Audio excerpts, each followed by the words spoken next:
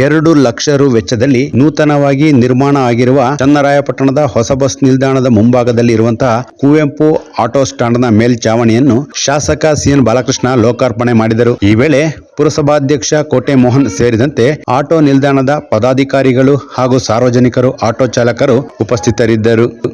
ನನ್ನ ಆತ್ಮೀಯ ಸ್ನೇಹಿತ, ನಾನು ಅವನು PUC ತಂದ ಆಟೋ ಚಾಲಕ. ಯಾಕಂದ್ರೆ ಅವರ ಶ್ರಮದಿಂದ ಬದುಕನ್ನು ಕಟ್ಕೊಂಡಿರ್ತಕ್ಕಂಥದ್ದು. ವಿಶೇಷವಾಗಿ ನಮ್ಮ ಬಾಬು ಕೂಡ ಮೊದಲಿಂದನೂ ಕೂಡ ನಿಮ್ಗಳ ಜೊತೆ ನಮ್ಮ ವೆಟರ್ನರಿ ಹಾಸ್ಪಿಟಲ್ ಕೂಡ ನಮ್ಮ ಮೈಸೂರು ವೃತ್ತದಲ್ಲೂ ಕೂಡ ಮಾಡಿಕೊಡುವಂಥ ಕೆಲಸ ಮಾಡಿದ್ದೇವೆ.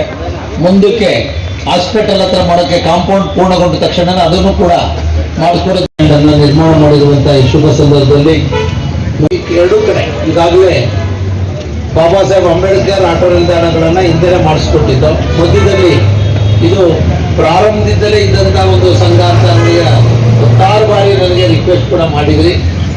ಅದಕ್ಕೆ ಮನಗಂಡು ಈಗ ಕಳೆದ ವರ್ಷ ಒಂದು 20-25 ದಿವಸ ಹಿಂದೆ ನಾನು ಈ ಬುದ್ಧಿ ಪೂಜೆ ಮಾಡಿದ್ದೆ ಅಂತ ಅಂದ್ಕೊಂಡಿದ್ದೇನೆ. ಇವತ್ತು ಪ್ರಾಂಗಣ ನಿರ್ಮಾಣ ಆಗಿ ಅದನ್ನು ಲೋಕಾರ್ಪಣೆ ಮಾಡುವಂಥ ಕೆಲಸವನ್ನು ಮಾಡಿದ್ದೇವೆ.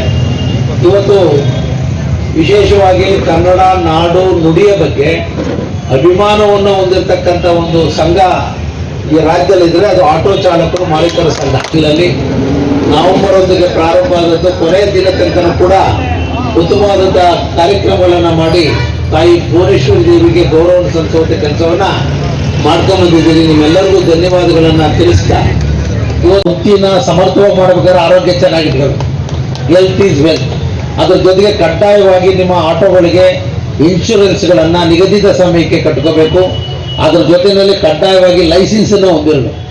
ಎಲ್ಲಾರು ಆಕ್ಸಿಡೆಂಟ್ ಆದಾಗ ಅವತ್ತು ಆ ಕಷ್ಟದಲ್ಲಿ ನಿಮ್ಗೇನು ಸಹಾಯ ಮಾಡೋಕ್ಕಾಗಲ್ಲ. ಈಗೆಲ್ಲ ಮೊಬೈಲ್ ಹೊಂದಿದ್ದಾರೆ, ಪೊಲೀಸರು ಕೂಡ ಸಹಾಯ ಮಾಡೋಕ್ಕಾಗಲ್ಲ, ಅಪ್ಲೋಡ್ ಮಾಡಿಬಿಡ್ತಾರೆ ಆಕ್ಸಿಡೆಂಟ್ ಅಂತ. ದಯವಿಟ್ಟು ಪ್ರತಿ ವರ್ಷ ನೀವು ರಿನ್ಯೂವಲ್ನ ಕಡ್ಡಾಯವಾಗಿ ಮಾಡ್ಕೋಬೇಕು. ನೀವು ಆಟೋ ಲೈಸೆನ್ಸ್ ಕೂಡ ಕಡ್ಡಾಯವಾಗಿ ತಾವು ಹೊಂದಬೇಕು ಅಂತ ಕೂಡ ನಾವು ತಂದಲ್ಲಿ ಹಾಕ್ಕೊಡಿ.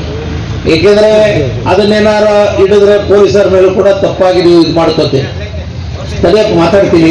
ಇವತ್ತು ಇತ್ತೀಚೆಗೆ ನನಗೆ 2-3 ತಿಂಗಳಲ್ಲಿ ಏನು ಆಕ್ಸಿಡೆಂಟ್ ಆಗಿದ್ದಾವೆ, ಸಾವೆಲ್ಲ ಸಂಭವಿಸಿರ್ತಕ್ಕಂಥದ್ದು ಹೆಡ್ ಇಂಜುರಿಯಾಗಿ. ಈಗ ತಲೆ ಸ್ವಲ್ಪ ಹಿಂಭಾಗಕ್ಕೆ ಏಟಾದರೂ ಕೂಡ ಬೇಗ ಮರಣ ಹೊಂದ್ಬಿಡ್ತಾರೆ ಅಪಘಾತಗಳಾದ. ದಯವಿಟ್ಟು ಕಡ್ಡಾಯವಾಗಿ ಬೇರೆಯವ್ರಿಗೋಸ್ಕರ ಬೇಡ, ನಿಮಗೋಸ್ಕರ ಹೆಲ್ಮೆಟ್ ಹಾಕಿ. ದಯಮಾಡಿ ಕಡ್ಡಾಯವಾಗಿ ಹೆಲ್ಮೆಟ್ ಅನ್ನು ಧರಿಸ್ತಕ್ಕಂಥ ಒಂದು ಇದನ್ನ ತಾವೆಲ್ಲರೂ ಕೂಡ ಮಾಡಿ